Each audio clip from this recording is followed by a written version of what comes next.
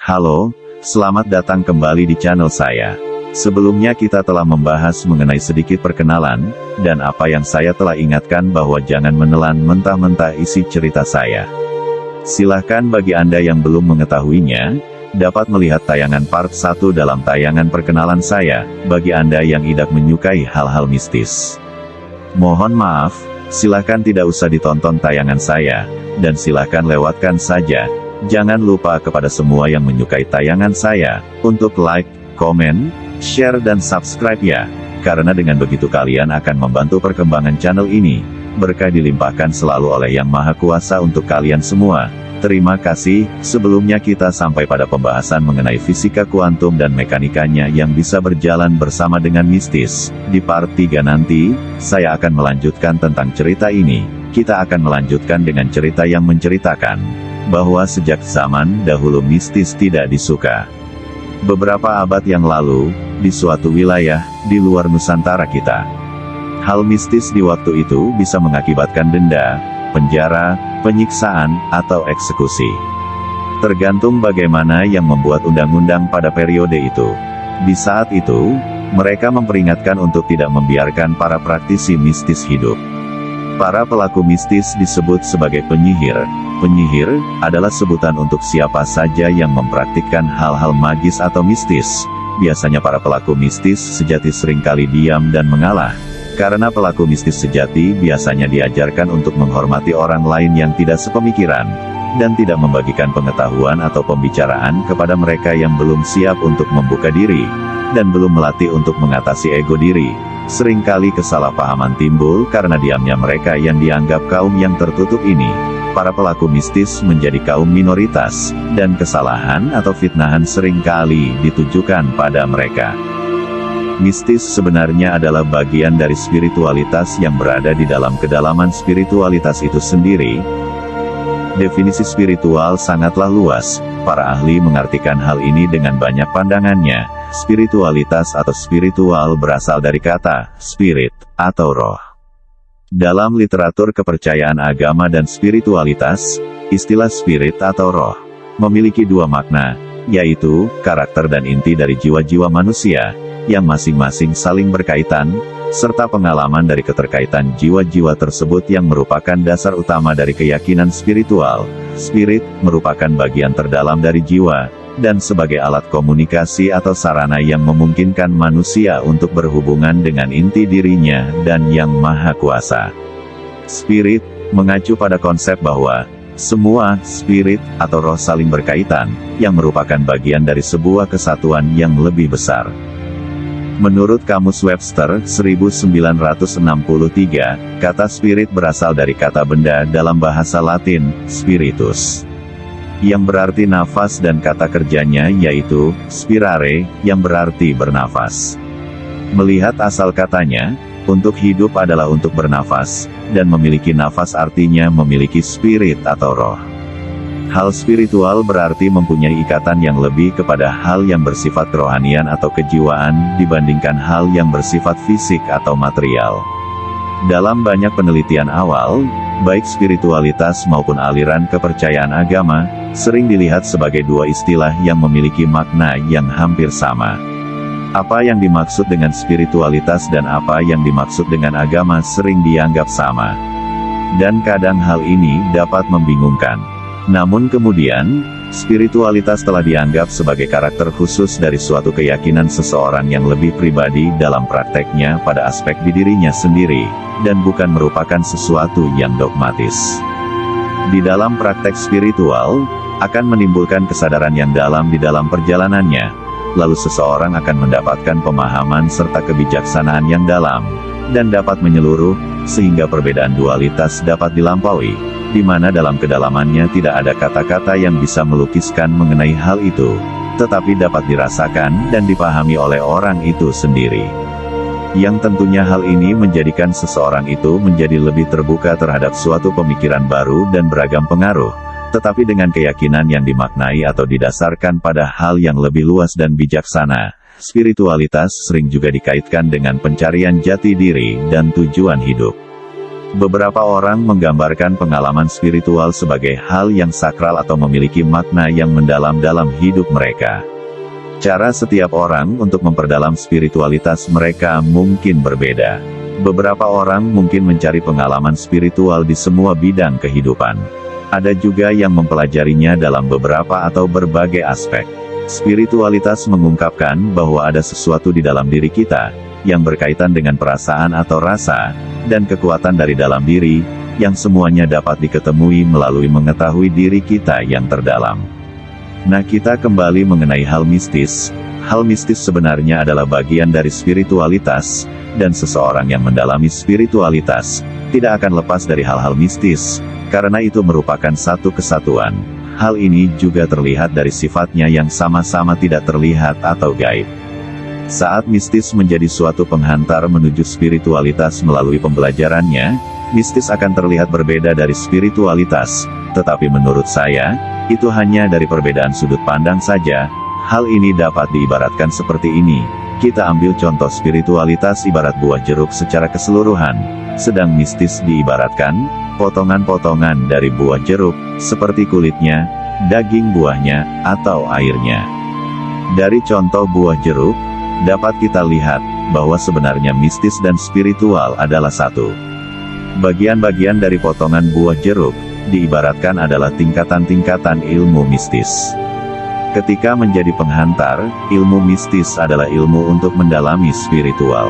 Ilmu mistis memiliki tingkatan-tingkatan, di mana tingkatan terendah dari ilmu mistis adalah yang berhubungan dengan hal-hal duniawi, dan tingkatan tertingginya adalah kedalaman spiritualitas. Di dalam hal mistis, erat hubungannya dengan hal-hal duniawi pada tingkatan-tingkatan dasarnya. Pada tingkatan dasar ini, ketika seseorang memiliki masalah dalam kehidupan duniawinya, ini akan mengganggu baik pikiran dan perasaan orang tersebut untuk melangkah lebih jauh dalam mencapai tingkatan yang lebih tinggi dari ilmu mistis. Tingkatan tertinggi dari ilmu mistis adalah masuk pada kedalaman spiritualitas untuk mendapatkan pencerahan-pencerahan. Dan ketika sampai pada hal itu, praktisi ilmu mistis harus tidak terikat dalam apa yang dipelajari di tingkat-tingkat dasar sebelumnya itu. Seseorang harus mengetahui bahwa sebelum sampai pada pencerahan-pencerahan itu, mempelajari mistis akan memakan waktu belajar yang panjang, atau tidak sebentar. Seseorang harus menyelesaikan masalah hidupnya dahulu, yang juga berhubungan dengan masalah duniawinya, karena pelajaran mistis yang sejati nanti, dia harus belajar mengatasi ego dan segala hal tidak baik dalam dirinya dan kehidupannya. Disinilah dia diajarkan banyak pelajaran untuk mengatasi hal tersebut. Pelajaran ini merupakan suatu cara, di mana seorang praktisi mistis dapat melakukan atau mengikuti cara itu hanya sebagai alat bantu yang mempermudah dia mengatasi problem-problemnya. Tentunya di dalam tingkat dasar ini, para praktisi mistis itu tetap diajarkan pandangan kebaikan dan kebijaksanaan untuk melatih mengatasi hal-hal kurang baik dari ego mereka dan sebagai rambu agar tidak terjerumus menggunakan cara ini untuk tujuan tidak baik. Cara yang merupakan alat bantu ini, ibarat sebuah pisau dapur, di mana pisau tersebut bergantung pada bagaimana nantinya akan digunakan. Apakah untuk memotong daging, atau sayuran atau untuk suatu kebaikan? Ataukah pisau itu digunakan untuk menusuk orang lain, atau untuk menyakiti? Tetapi mereka yang berego ini, dalam perjalanan pembelajaran itu, walaupun sudah diajarkan mengenai pemahaman tentang kebaikan dan kebijaksanaan seperti yang saya katakan sebelumnya, tetap mereka ini banyak yang kalah dan mengikuti ego mereka. Dengan pandangan mereka yang mengatakan bahwa ada kehendak bebas di dalam hidup ini yang dapat kita pilih menurut apa yang akan kita mau jalani. Ini selalu menjadi alasan klasik mereka untuk mencari pembenaran diri. Padahal menurut saya, kehendak bebas itu sebaiknya dijatuhkan pada arah yang baik. Dalam kekalahan itu, seorang praktisi menjadi kacau, dan dari kekacauannya, dapat menimbulkan arah yang tidak baik, bahkan mengarah pada kejahatan. Ketika mereka terjebak, cara yang merupakan alat bantu itu, akan digunakan untuk hal-hal pemuas ego.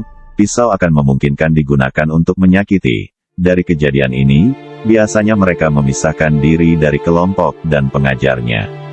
Tidak menutup kemungkinan, mereka mendirikan aliran-aliran sendiri, lalu secara tidak benar, mereka menyelewengkan hal-hal mistis dengan kesesatan, dan melakukan penipuan serta pembodohan atas nama mistis.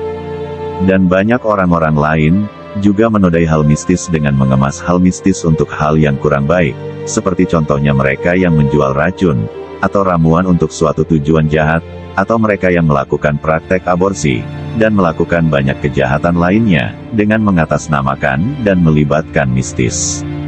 Mereka ini pun akan digolongkan sebagai penyihir. Penyihir atau pelaku hal mistis digolongkan, segolongan dengan ampas kemanusiaan atau sampah masyarakat. Mereka disamakan dengan pelacur, pemabuk dan orang-orang berbahaya, bahkan dianggap penjahat. Disinilah mulai terbentuk kesalahpahaman dalam pandangan orang banyak terhadap ilmu mistis.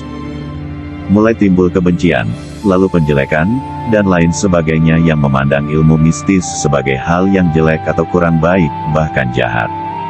Yang terkena dampaknya adalah para pelaku mistis yang baik, yang memang terus mendalami hal mistis untuk tujuan tertingginya, yaitu kedalaman spiritualitas. Setelah hal mistis dipandang jelek, ini mungkin dimanfaatkan juga oleh kelompok yang berkuasa saat itu. Mereka begitu ingin menyingkirkan para pelaku ilmu mistis. Hal ini dapat dilihat dalam perlakuan ini, yaitu jika suatu kelompok yang berkuasa saat itu memperoleh banyak otoritasnya dari peristiwa-peristiwa supranatural. Hal ini selalu disebut keajaiban. Jika para petinggi dan anggota dari kelompok yang berkuasa itu sering mengalami keajaiban, hal ini pasti akan disebut baik dan agung. Jika orang awam atau di luar kelompok mereka yang menghasilkan peristiwa yang sama persis, akan dihukum karena dianggap tidak baik dan tidak berhak. Mungkin definisi mistis saat itu adalah keajaiban yang tidak disetujui oleh suatu kelompok yang berkuasa dengan otoritasnya, karena mungkin keberatan mereka bukanlah terhadap hasil dari hal mistis, tetapi metodenya. Misalnya, keajaiban dikatakan adalah hadiah khusus dari yang ilahi yang diberikan kepada hanya yang berhak. Contohnya lagi adalah, bahwa orang dari anggota suatu otoritas di zaman itu dikatakan baik, jika tidak meminta keajaiban. Mereka harus menerima segala sesuatunya dengan rasa syukur yang rendah hati dan harus percaya buta. Sedangkan para praktisi mistis dikatakan, mereka itu lancang, karena memiliki keberanian untuk mencuri dan menggunakan keajaiban dari keilahian. Tuduhannya adalah bahwa mereka kurang ajar, dan tidak dapat melakukan hal-hal mistis jika tanpa bantuan setan. Dan mereka disebut jahat, karena secara aktif berusaha mengganggu hukum alam. Yang ilahi mungkin bebas melakukannya sesuka hatinya, tetapi manusia tidak berhak menirunya. Dengan itu, ini dianggap sebuah penghinaan. Dan jika seperti itu, mereka harus dihukum. Mereka harus dicampakkan karena kesalahan mereka. Banyak tokoh-tokoh seperti contoh berikut, di mana mereka terkena dampaknya. Misalnya, Prometheus diikat ke sebuah batu di Kaukasus ketika dia menentang Zeus dan menurunkan api dari surga. Yesus Kristus disalibkan karena menyatakan dirinya sebagai anak Tuhan. Mansur al-Hallaj juga bernasib kurang baik. Syekh Siti Jenar juga bernasib sama, dan karena politik adu domba dari penjajah saat itu, sejarah mungkin diputar-balikan. Para wali songo menjadi terkena imbasnya dalam kisah Syekh Siti Jenar ini, dan banyak lagi yang lainnya juga bernasib kurang baik. Para praktisi mistis di saat itu disebut sebagai magus atau mistikus. Magus adalah orang yang berusaha menjadi penguasa nasib dan kapten jiwa bagi dirinya sendiri dengan cara mereka lewat ilmu mistis, untuk masuk pada kedalaman spiritualitas dan mendapatkan pencerahan.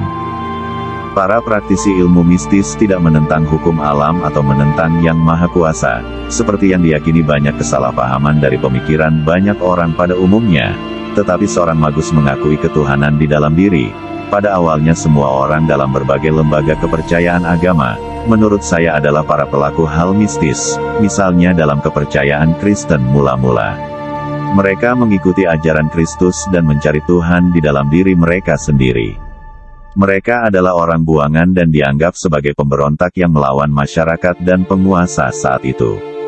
Posisi ini relatif hampir sama dengan para praktisi mistis. Pada era abad di mana sebuah kelompok yang berotoritas berkembang, kekuatan magis dan para praktisinya diabaikan dengan sebuah toleransi, atau paling-paling, dihukum dengan hukum yang masih layak diterima dalam kapasitas yang biasa. Hanya ketika kelompok yang berkuasa, berusaha untuk mempererat cengkeramannya pada semua aspek kehidupan, mempraktekkan hal-hal mistis, disebut menjadi sebuah kejahatan. Saat itu ilmu pengetahuan juga hanya berdiri tegak dengan kakinya yang goyah. Para ahlinya mengalami penganiayaan yang sama seperti para praktisi mistis. Ini menunjukkan bahwa keberatan yang sebenarnya terhadap hal-hal mistis bukanlah teologis, tetapi merupakan politis. Para pemimpin kelompok yang berkuasa bereaksi terhadap hal-hal mistis, bukan karena itu bertentangan dengan keilahian, tetapi karena itu berdiri independen dari otoritas mereka dan mungkin membahayakan otoritas mereka. Para magus tidak tunduk pada tekanan ini. Kesalahpahaman ini tidak berarti apa-apa bagi mereka. Dia berpikir dan bertindak sesuai dengan keyakinannya sendiri, dan tidak peduli dengan kecaman orang lain. Suatu otoritas di saat itu tidak mengakui kebenaran di luar apa yang diproklamirkannya, yang dianggap benar menurut mereka. Jika pemimpin mereka mengatakan matahari berputar mengelilingi bumi, itu harus begitu. Pertanyaannya tidak terbuka untuk diperdebatkan. Jika ditegaskan tentang sesuatu yang harus dipercayai, orang harus percaya, dan harus terpaksa percaya. Situasi nyata seperti itu hanya dapat dipertahankan dengan penindasan kebebasan yang mutlak. Bahkan tantangan kecil terhadap otoritas mereka, dapat dihukum mati dengan kejam. Dalam masyarakat luas di berbagai belahan dunia, penindasan terhadap kebebasan sering terjadi untuk melestarikan kebenaran yang diproklamirkan para kelompok otoritas yang berkuasa itu sendiri, dan secara terang-terangan hal ini bertahan hingga sekarang. Fanatisme seperti itu masih ada sampai sekarang. Namun mistis dan para praktisinya tetap menjadi orang buangan, dan segera bentuk penganiayaan yang berbeda muncul. Hal tentang mistis digantikan oleh ejekan dan pengucilan yang nyata dan lebih dari sebelumnya. Keberatan kelompok ilmu pengetahuan arus terdahulu atau arus lama terhadap hal mistis adalah kebalikan dari otoritas yang berkuasa sebelumnya. Otoritas yang sebelumnya mungkin membenci hal mistis karena percaya bahwa hal itu bekerja dan membahayakan posisi mereka. Dengan memakai dalih sudut pandang, bahwa kekuatan mistis adalah alat untuk melepaskan kekuatan jahat ke dunia. Kelompok ilmu pengetahuan arus lama membenci hal mistis atau metafisika karena percaya bahwa itu tidak bekerja. Ia melihat hal itu sebagai delusi menyedihkan yang memikat pikiran palsu ke dalam pengejaran yang tidak berharga dan gila, dan dapat mengalihkan potensi manusia untuk jauh dari tujuan material yang memiliki nilai nyata. Di zaman itu, mereka berusaha untuk mengatur masyarakat dengan mengendalikan pikiran individu. Hal mistis menyediakan kerangka mental di mana pikiran dapat bekerja terlepas dari dogma ilmiah. Kelompok ahli ilmu pengetahuan arus lama mungkin menganggap ini sebagai ancaman bagi kenyamanan mereka, dan yang mereka anggap sebagai kebenaran yang diperoleh dengan susah payah. Dari sudut pandang ilmiah, segala sesuatu yang tidak ilmiah dianggap paling buruk dan beracun. Hal mistis dapat bertentangan dengan metode ilmiah, dan karena itu, hal mistis harus ditekan. Sungguh ironis, bahwa kelompok ahli ilmu pengetahuan tidak melihat, bahwa mereka dan mistis sebenarnya disamakan posisinya selama zaman penganiayaan terhadap ide-ide baru. Misalnya, Galileo menderita dari ancaman berbahaya inkuisisi. Inkuisisi adalah istilah yang secara luas digunakan untuk menyebut pengadilan terhadap bidas saat itu, dalam lembaga aliran kepercayaan. Juga seperti halnya Agrippa, dia bernasib sama. Heinrich Cornelius Agrippa von Nettesheim, dia adalah seorang polimatik, dokter, cendekiawan hukum, prajurit, teolog dan penulis okultisme atau hal mistis yang berasal dari Jerman. Lalu setelah kelompok ahli ilmu pengetahuan berkuasa, lembaga aliran kepercayaan dan hal mistis telah dimasukkan ke dalam kategori yang sama. Keduanya dianggap mata pelajaran yang serampangan, bukan untuk dikejar secara serius oleh orang-orang cerdas. Mereka diejek sebagai peninggalan kuno dari masa lalu yang penuh tahayul. Ejekan para kelompok ahli ilmu pengetahuan terhadap lembaga kepercayaan lebih diredam daripada ejekan yang ditujukan terhadap hal-hal mistis. Hal mistis tidak memiliki nilai sosial yang dirasakan, dan muncul selama berabad-abad tidak berubah, menerima serangan kotor yang kurang enak di media cetak dan media elektronik. Para praktisi hal mistis terus dikucilkan dari posisi otoritas sosial. Ilmu mistis bukan ilmu pengetahuan yang kurang dipahami, atau bentuk aliran kepercayaan yang bersifat tahayul. Kekuatan mistis adalah alat yang terpisah dan unik untuk memperoleh dan menggunakan pengetahuan. Hal ini ditandai dengan keseimbangan. Ia berdiri di tengah-tengah antara sains dan ajaran para lembaga kepercayaan. Dan oleh karena itu sering disalahartikan oleh masing-masing sebagai bagian dari yang lain. Pengetahuan di dalam mistis terdiri dari dua komponen yang dapat disebut kebijaksanaan dan pemahaman. Kebijaksanaan adalah bagian dalam pengetahuan, pemahaman adalah bagian luarnya. Pengetahuan tidak lengkap kecuali memiliki kedua bagian secara seimbang. Mistikus mengejar kebijaksanaan terlepas dari pemahaman. Mereka memahami makna hidup, tetapi sama sekali tidak dapat mengekspresikan atau menerapkan intuisi mereka dengan cara apapun. Ilmuwan mungkin mengejar pemahaman, terlepas dari kebijaksanaan. Mereka dapat memanipulasi materi dan simbol, tetapi semakin tidak dapat menemukan tujuan kebijaksanaan terdalam untuk aktivitas mereka. Usaha manusia yang menggabungkan kebijaksanaan dan pemahaman adalah seni.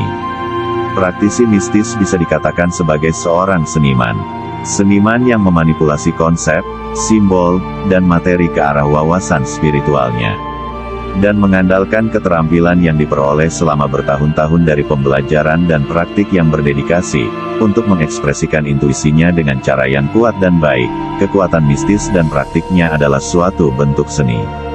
Ini adalah seni yang mempengaruhi suatu perubahan di dunia nyata melalui media universal dari hal yang tidak berwujud.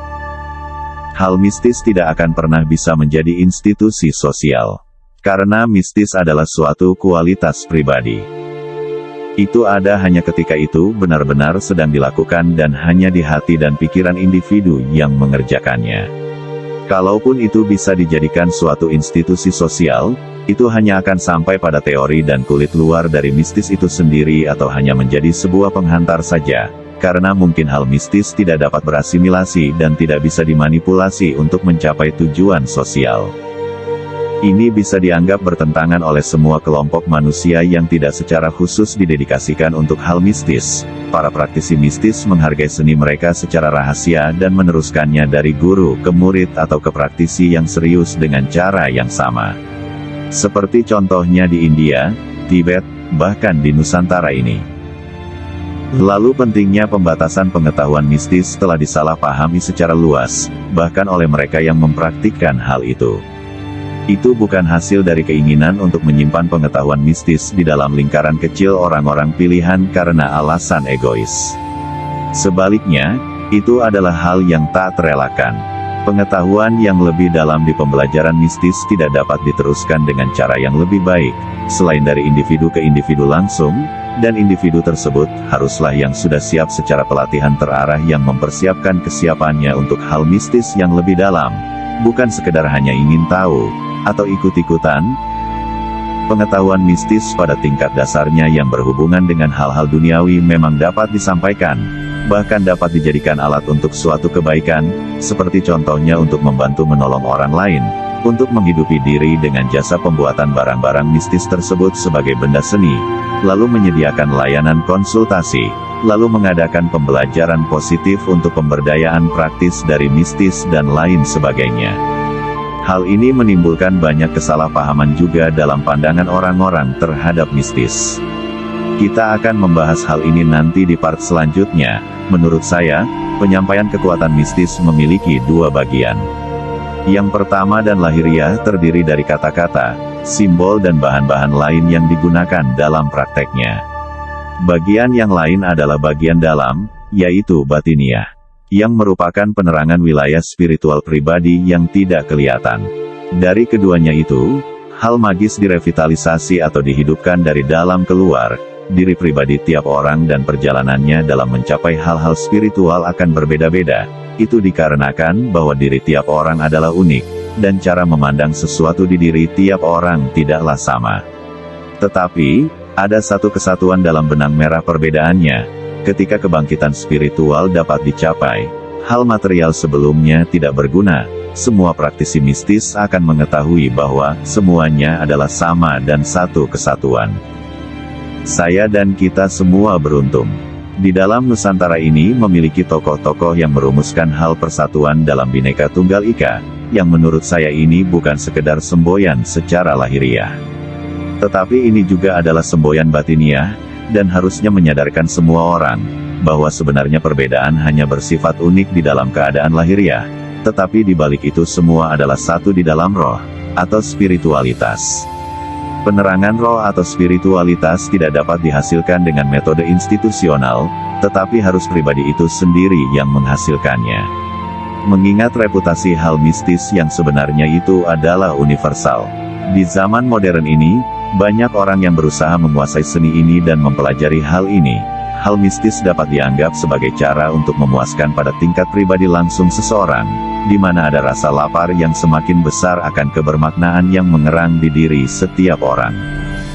Terperangkap di antara sains dan kesalahpahaman banyak orang serta kesalahpahaman lembaga-lembaga kepercayaan, individu hanya memiliki sedikit pilihan dan semakin berkurang dalam pencarian mereka untuk memenuhi keinginan mereka akan pengetahuan tentang realitas yang akan memberdayakan hidup mereka dengan suatu tujuan.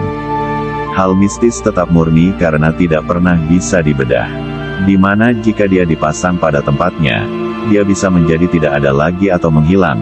Karena hal mistis adalah tidak kelihatan dan di luar akal atau logika, mayoritas manusia terbentuk menjadi seperti sekam kosong yang berjalan dan berbicara dengan animasi kehidupan nyata, dan seperti tidak lebih dari robot biologis. Tak satu pun dari pikiran mereka berasal dari dalam diri mereka. Mereka tidak memiliki ekspresi mereka sendiri. Mereka seperti daun yang ditiup ke sana kemari, diterpa angin kebiasaan dari model sistem yang berlaku di tempat dia hidup. Hal ini dapat membuat kita keluar dari diri kita yang sebenarnya, yang selalu terhubung dengan kemurnian roh dan spiritual yang berkaitan dengan hal yang tidak kelihatan atau mistis. Saat ini, hal itu sering terjadi. Kita telah keluar dari pusat hubungan kita dengan segala sesuatunya di diri kita. Hubungan keseluruhan ditendang keluar oleh rasionalisme sekuler. Seorang rasionalis sekuler adalah orang yang mempromosikan akal manusia sebagai sumber tertinggi dari semua kebaikan. Pusat hubungan dengan segala sesuatunya adalah hubungan dengan roh di dalam diri kita sendiri. Roh adalah hal yang magis atau mistis. Kekuatan roh itulah yang memberi makna pada kehidupan. Itu adalah hubungan keilahian, itu membuat hal-hal yang benar menjadi benar dan hal-hal yang baik menjadi baik. Ini adalah ukuran akhir dari tindakan apapun tanpa dipengaruhi dualitas baik dan buruk yang dihasilkan ego di diri tiap orang. Ketika hubungan dengan rohnya atau sumber spiritualnya dihapus dari apapun, seseorang akan kehilangan identitasnya dan menjadi kacau. Dan kekacauan pada dasarnya dapat bersifat merusak. Untuk sementara waktu, orang-orang yang tidak memiliki pelita penuntun roh akan terus melakukan perbuatan yang dianggap benar karena sebab dari kebiasaan dan sistem yang berlaku. Mereka telah diajarkan untuk bertindak dengan cara tertentu oleh orang-orang lain. Mereka meniru perilaku teman-temannya, lagu yang mereka dengarkan, buku yang mereka baca, dan film yang mereka tonton. Mereka hanya menerima begitu saja kode etik tertentu ini.